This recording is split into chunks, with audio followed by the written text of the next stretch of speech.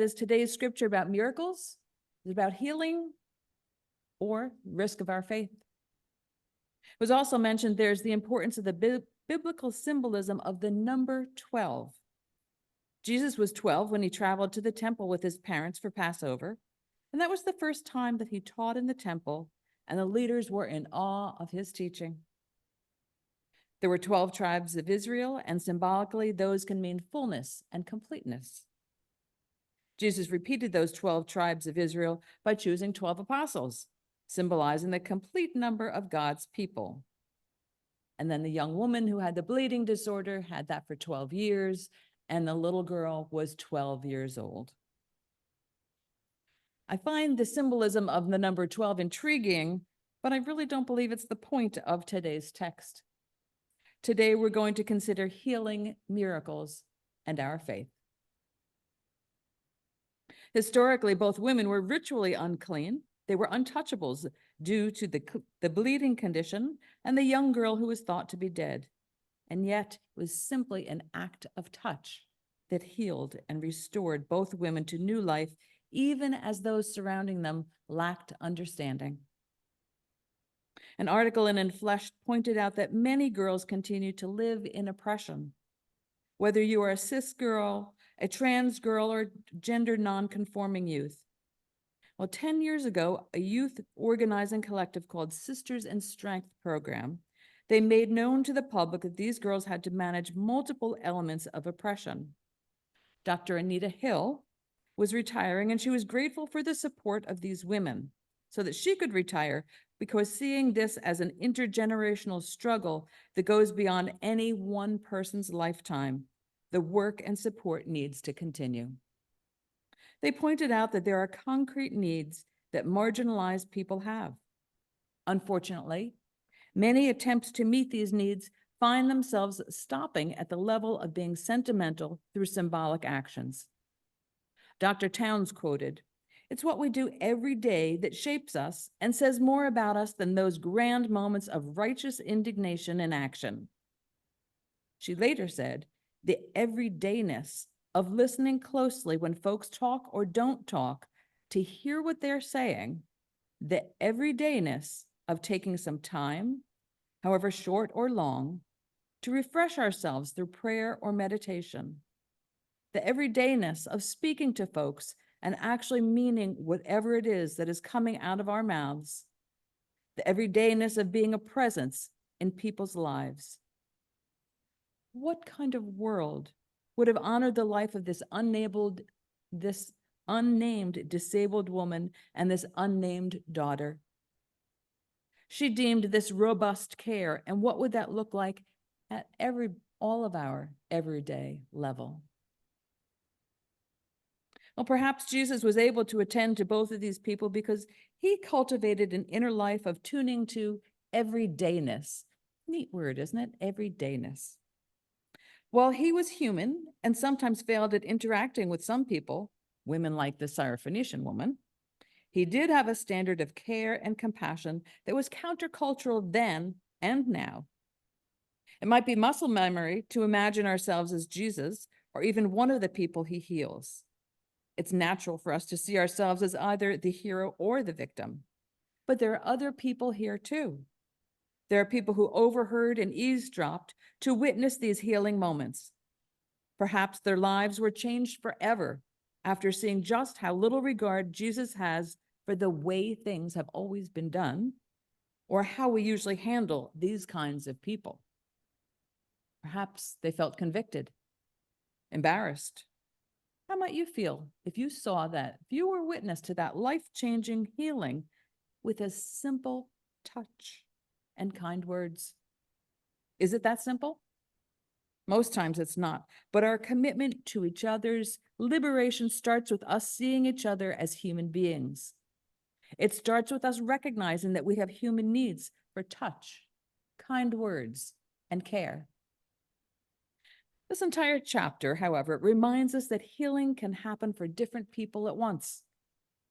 There was so much bureaucracy, head shaking, and doubt among the people. No one believed that either person could be restored back to the community. Yet miraculously, Jesus did not lose health points in bringing care to both of them.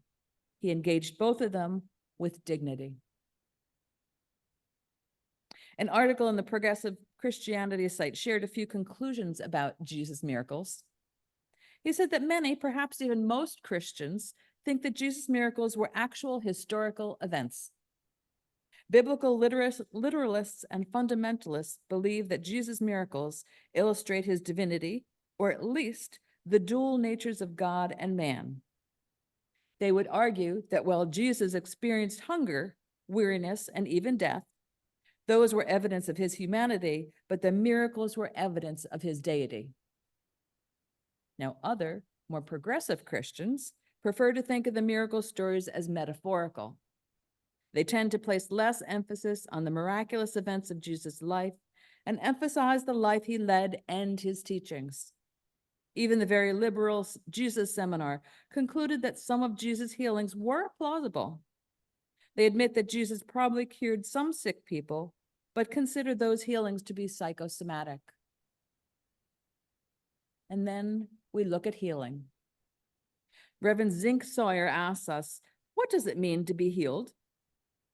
The hemorrhaging woman is healed when she reaches out and touches Jesus' robe, and the dead child is restored to life when Jesus takes her by the hand. Both stories have happy endings, but we all know that's not always the reality of life.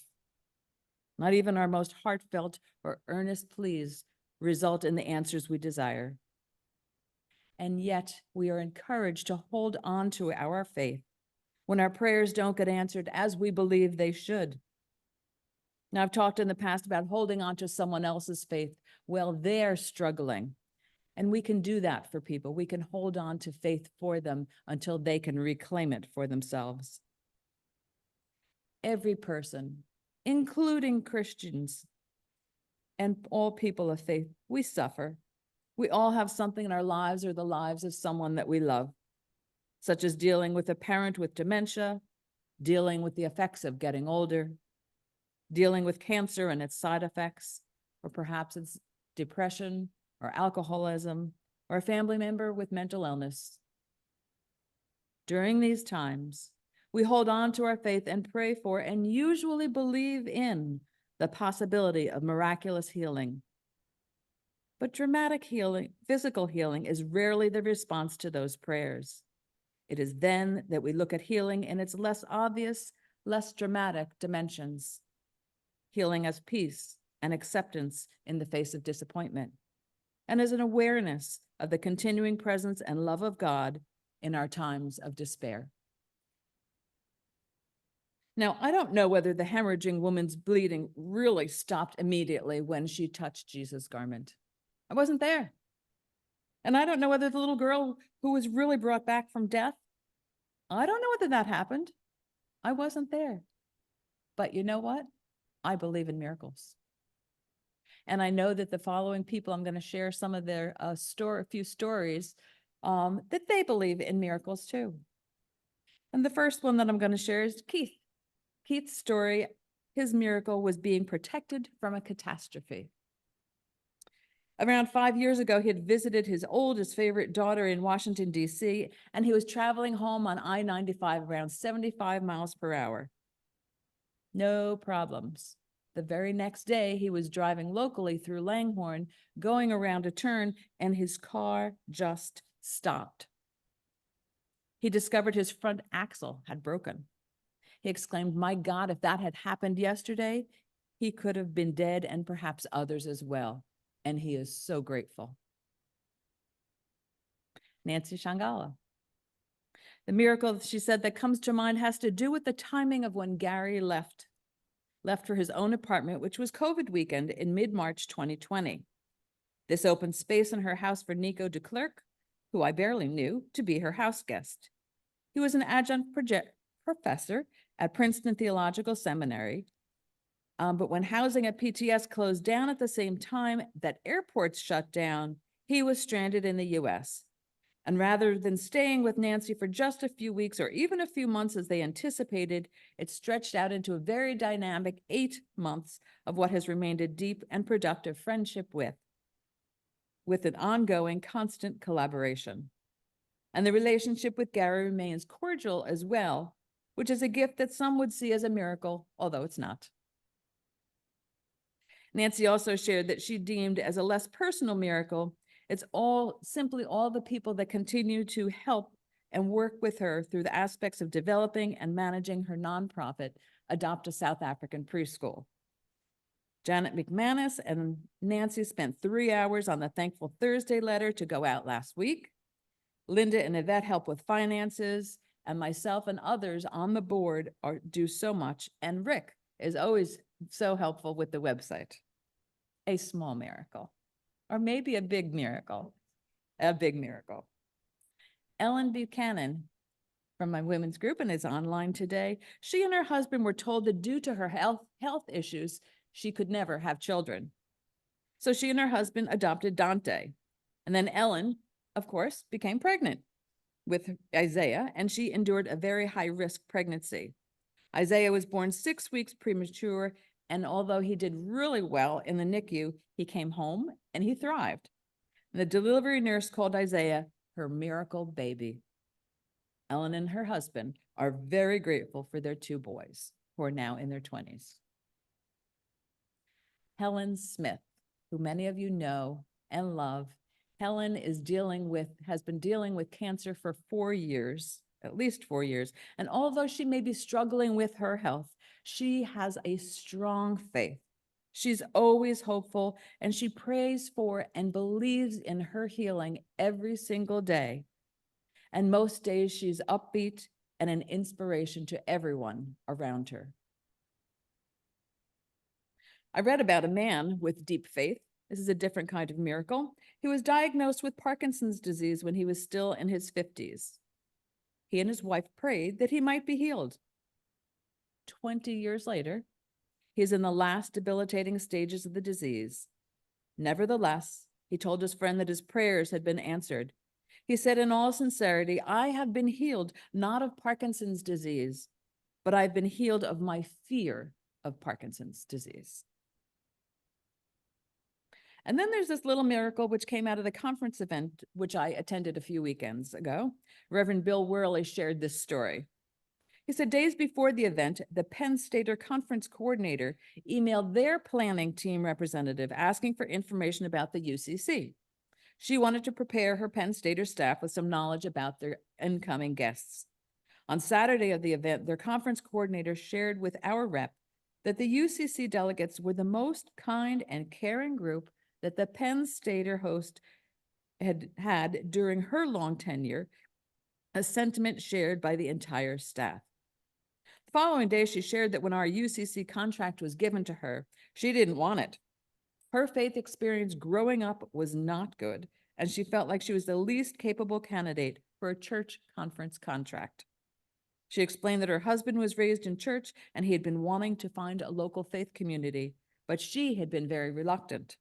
She just couldn't bring herself to give church another try until now. After meeting with these almost 500 UCC people, she said that she was overcome by how we not only talk about our faith, but walk our faith. She wanted more information about local UCC churches and, of course, who was standing nearby but the local pastor of a UCC church in State College. Reverend Jess's extravagant, hospitable welcome in that moment was just what she needed to open the door of possibility and hope. It was a moment that the conference coordinator, telling the story of acceptance and connection, in tears with those fortunate enough to receive it. And Reverend Worley ended his story with, "Thanks be to God, great and small, miracles are around us every day." And then finally, not enough people talk about Jesus' greatest miracle, his biggest miracle, really, having 12 close friends after the age of 30. How many of us can say that? Whether it's healing or a miracle, our kindness, our touch, our presence in one another's lives, our faith enables us to comfort others who suffer great loss in trying times. God helps us get through the hard times so that we, in turn, can help others get through their hard times. May it be so. Amen.